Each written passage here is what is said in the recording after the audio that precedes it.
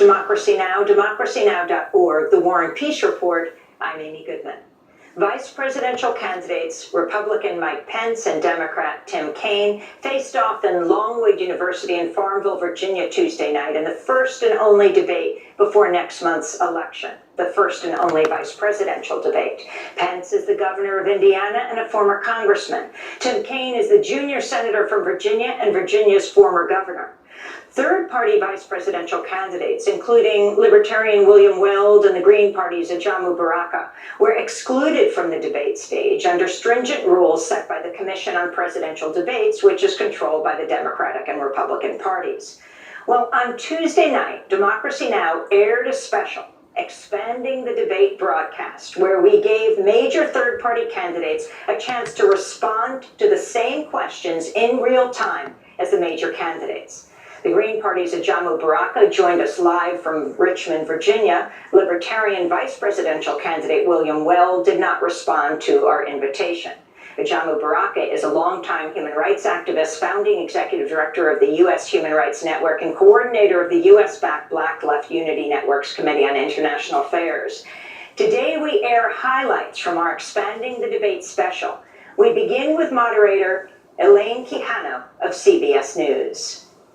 Senator Kaine, on the campaign trail, you praised Secretary Clinton's character, including her commitment to public service. Yet 60% of voters don't think she's trustworthy. Why do so many people distrust her? Is it because they have questions about her emails and the Clinton Foundation? Elaine, let me tell you why I trust Hillary Clinton. Here's what people should look at as they look at a public servant. Do they have a passion in their life that showed up before they were in public life, and if they held on to that passion throughout their life, regardless of whether they were in office or not, succeeding or failing? Hillary Clinton has that passion. From a time as a kid in a Methodist youth group in the suburbs of Chicago, she has been focused on serving others with a special focus on empowering families and kids. As a civil rights lawyer in the South with the Children's Defense Fund, First Lady of Arkansas, and this country's Senator, Secretary of State, it's always been about putting others first, and that's a sharp contrast with Donald Trump.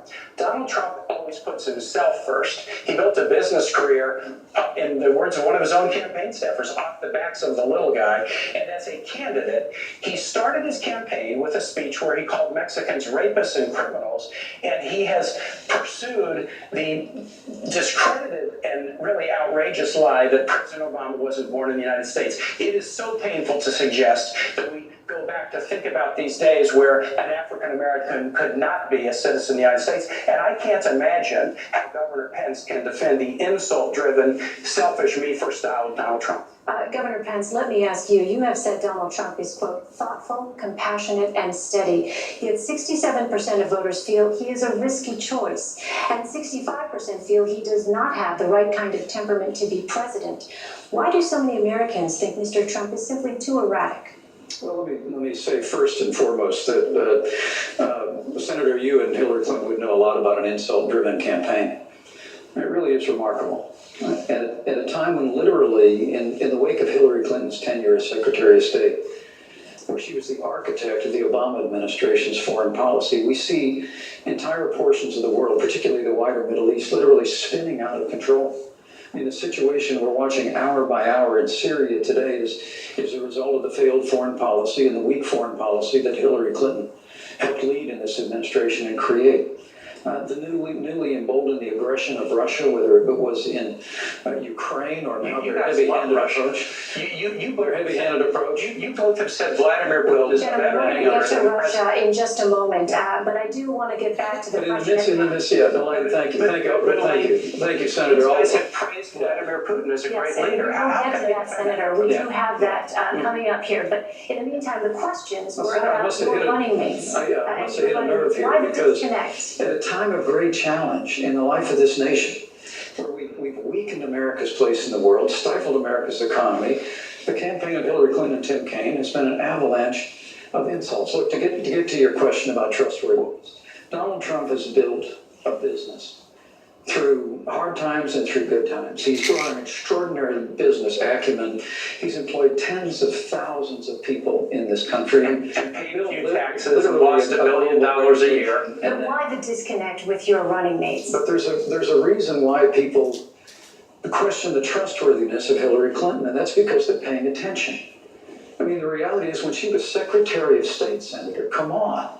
She had a Clinton Foundation accepting contributions from foreign governments. You are Donald Trump's apprentice. Let me talk about this issue. Senator, I think I'm still on my time. Well, I think, isn't this a discussion? This is our open discussion. Let's talk about this. Well, let me interrupt you and finish my sentence if I can. The Clinton Foundation accepted foreign contributions from foreign governments and foreign donors while she was Secretary. Okay, now I can weigh She in. had a private server. I get to weigh in on. That Let was me just say Which this. I did raise. Senator, That pay-to-play you have process. an opportunity to Governor Pence doesn't think the world's going so well, and he, is going to say it's everybody's fault. Do you? Let me tell you this: when Hillary Clinton became Secretary of State, Governor Pence, do you know that Osama bin Laden was alive? Yes. Do you know that we had 175,000 troops deployed in the battlefield in Iraq and Afghanistan? Do you know that Iran was racing toward a nuclear weapon and Russia was expanding its stockpile? Under Secretary Clinton's leadership, she was part of the national team, public safety team, that went after and revived the dormant hunt against bin Laden and wiped him off the face of the earth. She worked to deal with the Russians to reduce their chemical weapons stockpile. She worked a tough negotiation with nations around the world to eliminate the Iranian nuclear weapons program without firing a shot. Eliminate the Iranian nuclear weapons. Absolutely, without firing a shot. And instead of 175,000 American troops deployed overseas, we now have 15,000. Right, and these are very, very. And Iraq has been overrun by ISIS because Well, Hillary Clinton if you want failed to throw renegotiate. more American troops, Hillary in Iraq, you Clinton, can Hillary propose that. Clinton failed to renegotiate. We're going to bring This is a great- Green Party Vice Presidential nominee Ajamu Baraka into this discussion. If you can respond to Governor Pence and Senator Kaine. Well, I think that we are seeing a dramatic example of why the people of this country dislike and distrust both of these major candidates and their vice presidential running mates. We have this silly bickering as opposed to getting to the real issues to debate for the American people.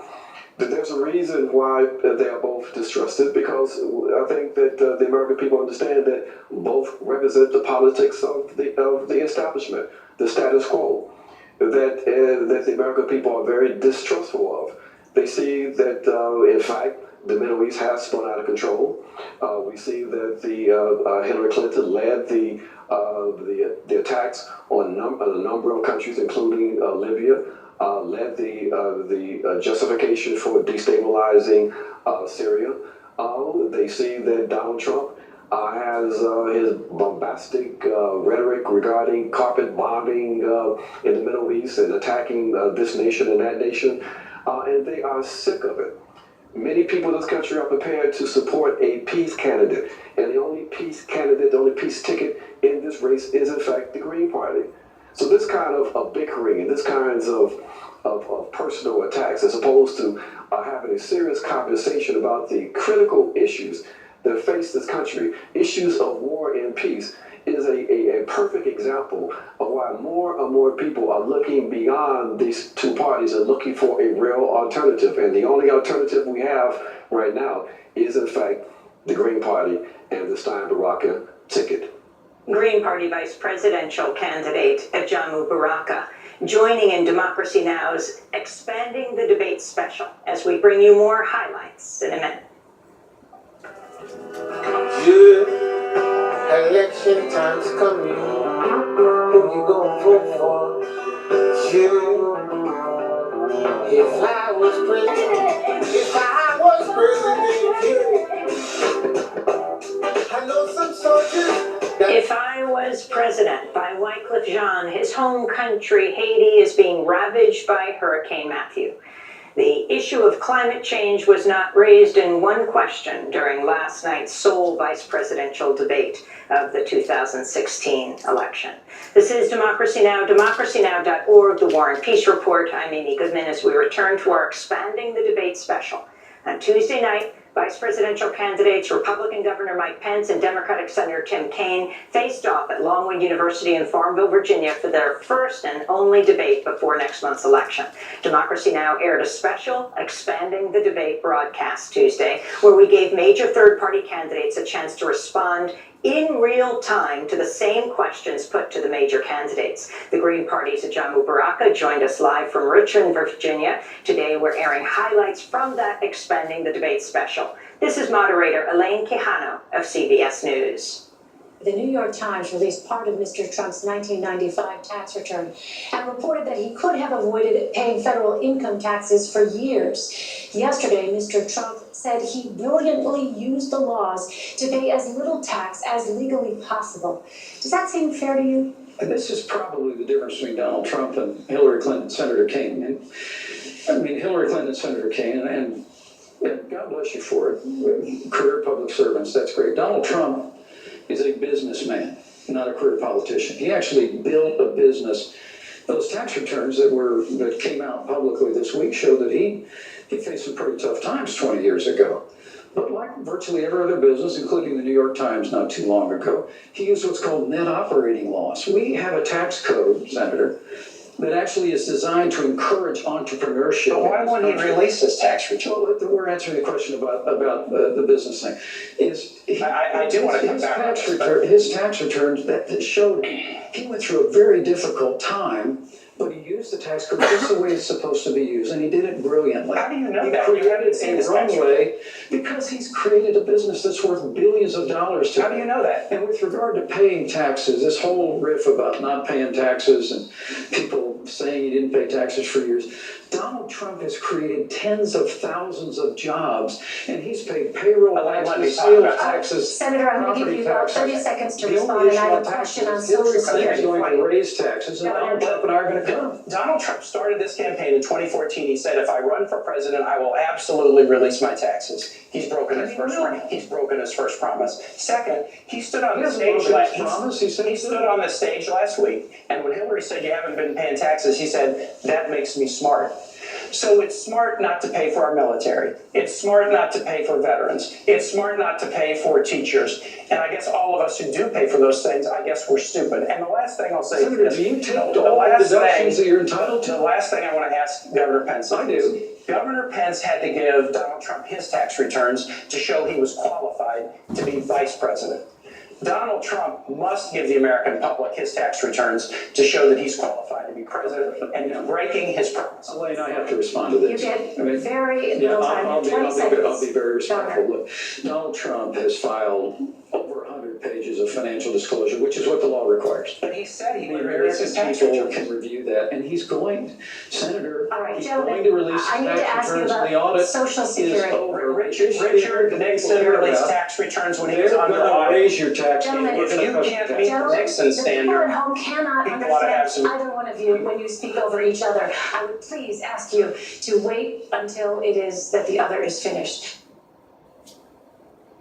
Is debate moderator Elaine Quijano of CBS News.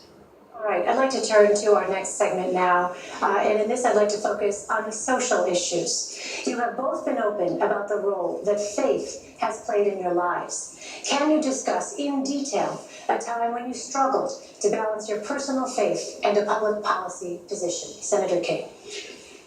Yeah, that's an easy one for me, Elaine. It's an easy one. I'm really fortunate. I grew up in a wonderful household with great Irish Catholic parents. My mom and dad are sitting right here.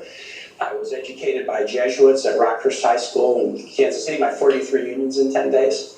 And I worked with Jesuit missionaries in Honduras now nearly 35 years ago, and they were the heroes of my life. I try to practice my religion in a very devout way and follow the teachings of my church in my own personal life. But I don't believe in this nation, a First Amendment nation, where we don't raise any religion over the other, and we allow people to worship as they please, that the doctrines of any one religion should be mandated for everyone. For me, the hardest struggle in my faith life was Catholic churches against the death penalty, and so am I. But I was governor of a state, and the state law said that there was a death penalty for crimes if the jury determined them to be heinous.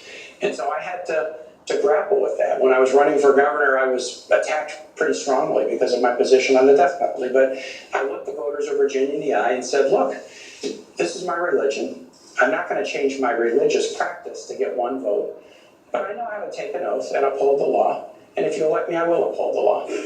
And I was elected, and I did. It was very, very difficult to allow executions to go forward, but in circumstances where I didn't feel like there was a case for clemency, I told Virginia voters I would uphold the law, and I did. That was a real struggle, but I think it is really, really important that those of us who have deep faith lives don't feel like we could just substitute our own views for everybody else in society, regardless of their views. Governor Pence. Well, it's a wonderful question, and my Christian faith is at the very heart of who I am. I was also raised in a wonderful family of faith. It was church on Sunday morning and grace before dinner, but my Christian faith became real for me when I made a personal decision for Christ when I was a freshman in college. And I've tried to live that out, however imperfectly, every day of my life since. And with my wife at my side, we followed a calling into public service where we've tried to keep faith with the values that we cherish. And with regard to when I struggle, I appreciate and I have a great deal of respect for Senator Kaine's sincere faith. I truly do. That's sure. But for me, I would tell you that for me, the sanctity of life proceeds out of the belief that ancient principle that where God says, before you were formed in the womb, I knew you. And so for my first time in public life, I've sought to stand with great compassion for the sanctity of life. The state of Indiana has also sought to make sure that we expand alternatives in healthcare counseling for women, non-abortion alternatives. I'm also very pleased the fact we're well on our way in Indiana to becoming the most pro-adoption state in America. I think if you're going to be pro-life, you should be pro-adoption. But what I can't understand is with Hillary Clinton and now Senator Kaine at her side is to support a practice like partial birth abortion. I mean, to hold to the view, and I know Senator Kaine, you hold pro-life views personally, but the very idea that a child that is almost born into the world could still have their life taken from them is just anathema to me.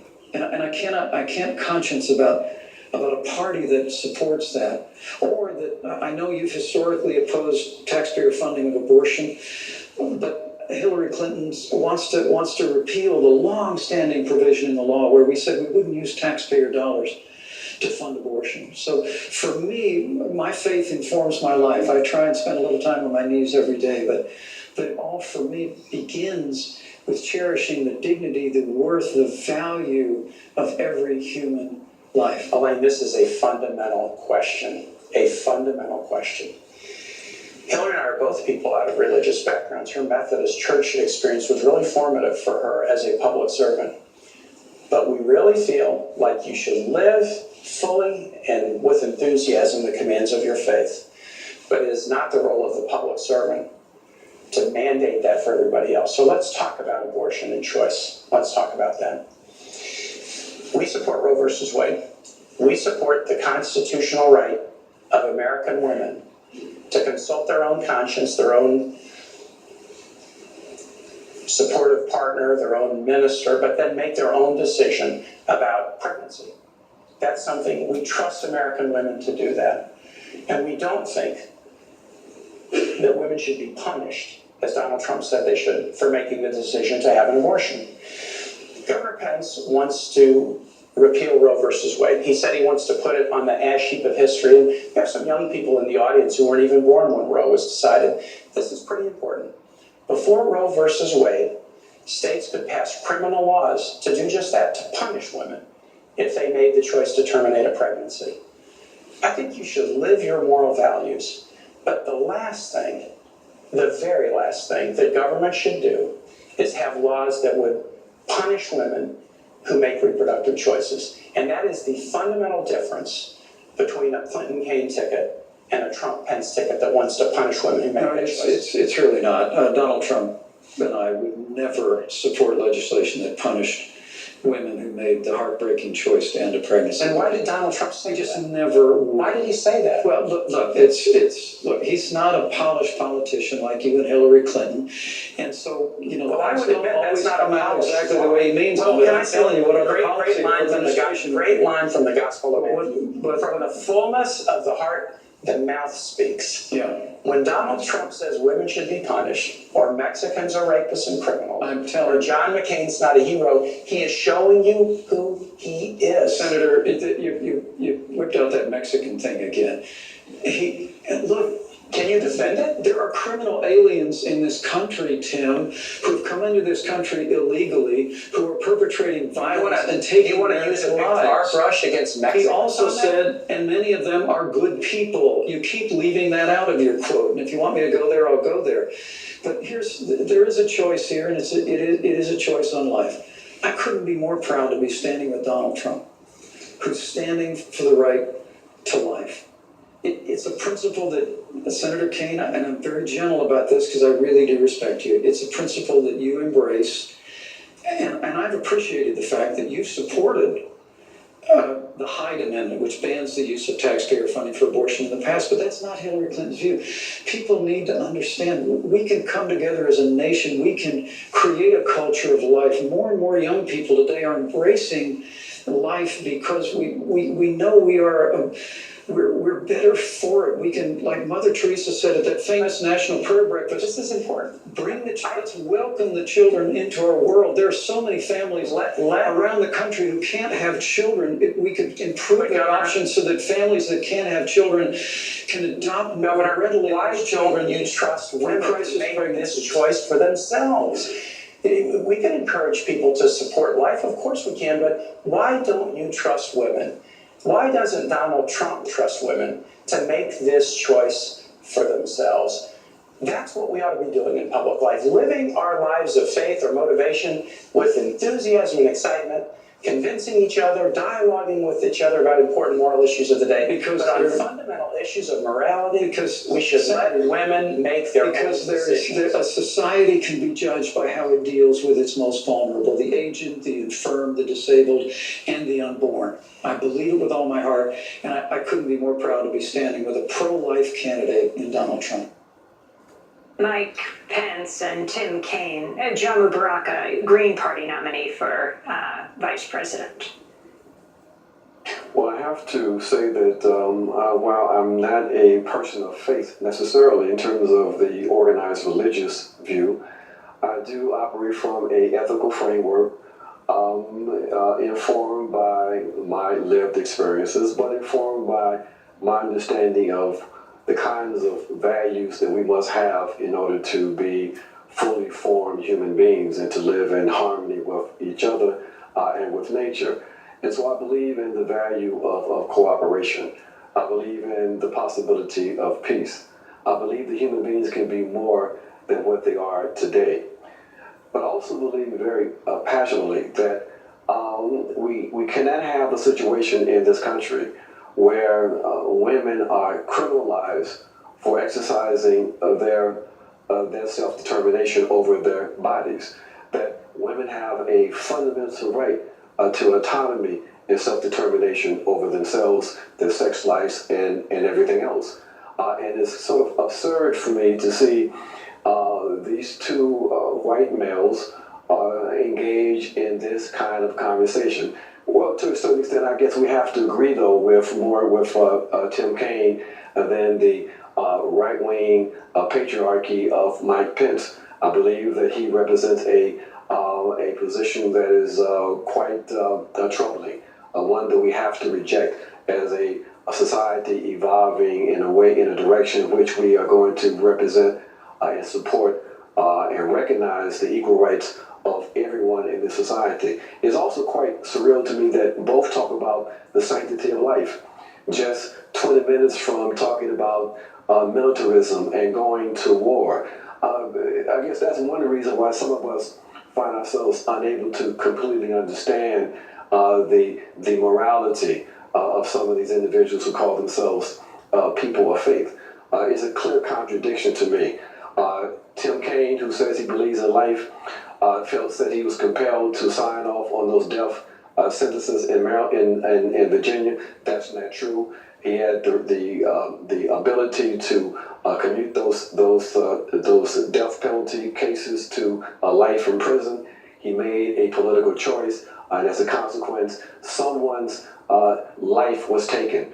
So, these kinds of ethical contradictions are the kinds of contradictions that we find reflected also in the contradictory policies of both of these candidates. And I want to go back to Green Party's Ajamu Baraka. His response to the question about the New York Times releasing part of Donald Trump's 1995 tax returns that showed he could have avoided paying taxes for 18 years. On the issue of taxes, I'm more concerned about the fact that we have a number of corporations, multinational corporations based in the U.S., that historically don't pay any taxes. So we have an issue with individuals, rich individuals who are able to avoid taxes. But we also have these multinational corporations based in the U.S. That are avoiding taxes to the tune of $17 billion. There's a different code for the rich and one for the rest of us. And what we have to do is to eliminate that contradiction. So the real issue is not just the fact that Donald Trump took advantage of the tax laws. The real issue is that those tax laws exist. So we're going to have a fair economy. We're going to have fairness in this economy. We have to eliminate those kinds of loopholes, and we are prepared to, in fact, do that. It's a shame that we have corporations that make billions of dollars, but yet are able to avoid paying any tax here in this country. Green Party's Ajamu Baraka joining in Democracy Now! Is expanding the debate special with the two major party candidates that took place in Virginia last night. This is Democracy Now! We'll continue our Expanding the Debate special in a moment. Leader Elaine Quijano of CBS News. Senator Kaine, Governor Pence, please. I want to turn now to Syria. 250,000 people, 100,000 of them children, are under siege in Aleppo, Syria. Bunker buster bombs, cluster munitions, and incendiary weapons are being dropped on them by Russian and Syrian militaries. Does the U.S. have a responsibility to protect civilians and prevent mass casualties on this scale? Governor Pence. The United States of America needs to begin to exercise strong leadership to protect the vulnerable citizens and over 100,000 children in Aleppo. Hillary Clinton's top priority when she became Secretary of State was the Russian reset. The Russian reset. After the Russian reset, the Russians invaded Ukraine and took over Crimea. And the small and bullying leader of Russia is now dictating terms to the United States to the point where all the United States of America, the greatest nation on earth, just withdraws from talks about a ceasefire while Vladimir Putin puts a missile defense system in Syria while he marshals the forces and begins. Look, we have got to begin to lean into this with strong, broad-shouldered American leadership. It begins by rebuilding our military. I mean, the Russians and the Chinese have been making enormous investments in the military. We have the smallest Navy since 1916. We have the lowest number of troops since the end of the Second World War. We've got to work with the Congress and Donald Trump will to rebuild our military and project American strength in the world. But about Aleppo and about Syria, I truly do believe that what America ought to do right now is to immediately establish safe zones so that families and vulnerable families with children can move out of those areas, work with our Arab partners real time right now to make that happen. And secondly, I just have to tell you that the provocations by Russia need to be met with American strength.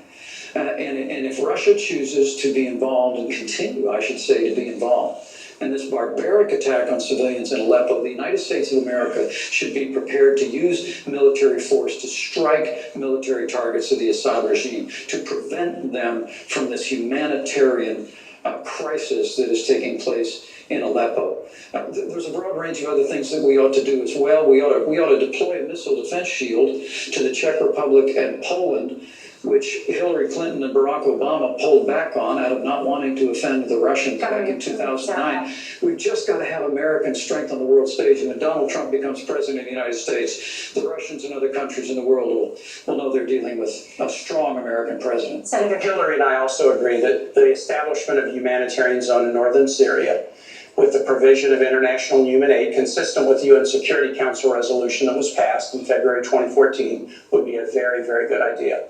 And Hillary also has the ability to stand up to Russia in a way that this ticket does not. Donald Trump again and again has praised Vladimir Putin, and it's clear that he has business dealings with Russian oligarchs who are very connected to Putin. The Trump campaign management team had to be fired a month or so ago because of those shadowy connections with pro-Putin forces. Governor Pence made the odd claim. He said, inarguably, Vladimir Putin is a better leader than President Obama. Vladimir Putin's run his economy into the ground. He persecutes LGBT folks and journalists. If you don't know the difference between dictatorship and leadership, then you got to go back to a 5th grade civics class. I tell you what offends me. Governor Pence just said that Donald Trump will rebuild the military. No, he won't. Donald Trump is avoiding paying taxes. The New York Times story, and we need to get this, but the New York Times story suggested that he probably didn't pay taxes for about 18 years starting in 1995. Those years included the years of 9/11. So get this. On 9/11, Hillary Clinton and Donald Trump's hometown was attacked by the worst terrorist attack in the history of the United States. Young men and women signed up to serve in the military to fight terrorism. Hillary Clinton went to Washington to get funds to rebuild her city and protect first responders, but Donald Trump was fighting a very different fight. It was a fight to avoid paying taxes so that he wouldn't support the fight against terrorists. He wouldn't support troops. He wouldn't support, this is importantly, when a guy running for president will not support the troops, not support veterans, not support teachers, that's really important. And I said about a lot, but we do agree the notion is we have to create a humanitarian zone in northern Syria. It's very important. Ajamu, Baraka, vice presidential nominee for the Green Party, your response? This is a very dangerous conversation. What we are seeing from both candidates, both parties, is a commitment to go to war. It's very disheartening to see the kind of images coming from the conflict in Syria. But that conflict had a genesis. It didn't just emerge out of thin air. And not to get into the details of how this conflict evolved, I think it's important though to say that the U.S. their hands are not clean. This notion that the U.S. was standing on the side and not involved, that narrative is a false narrative. And this idea that the collapse of the last ceasefire can be put at the foot of the Russians is in fact an outright lie. Now that may be painful for folks who are not following the situation very closely, but it is in fact a fact. That basically the Pentagon undermined the agreement, the ceasefire agreement that was negotiated by John Kerry when they attacked the Syrian army and killed 62 of their soldiers. When they attacked a known site, that was the effective collapse of that ceasefire. So going into Syria and establishing a humanitarian zone, we're talking about an act of war. Where is the legitimacy for that? The U.S. has no legitimacy to be operating in that territory. And this plan on both the Democrat side and the Republican side to take the U.S. back into a war, because when you talk about intervention, you're talking about boots on the ground. Another war? The American people are tired of this, and I don't think they're going to go for the justification for intervention again into this conflict. What we would do with the Stein-Baraka administration is use the power of this state to engage in a real peace process to use the power of this state to have real national reconciliation in Syria, to de-escalate the issues, de-escalate the conflict in Syria and across the Middle East. So we're not going to stand by and allow for this kind of war propaganda to be whipped up by both of these candidates and by the corporate media. Green Party Vice Presidential candidate Ajamu Baraka is part of our Expanding the Debate special, when we gave him a chance to respond to the same questions posed to Democrat Tim Kaine and Republican Mike Pence in real time. After the debate, I spoke to prize-winning investigative journalist Alan Nairn for his response.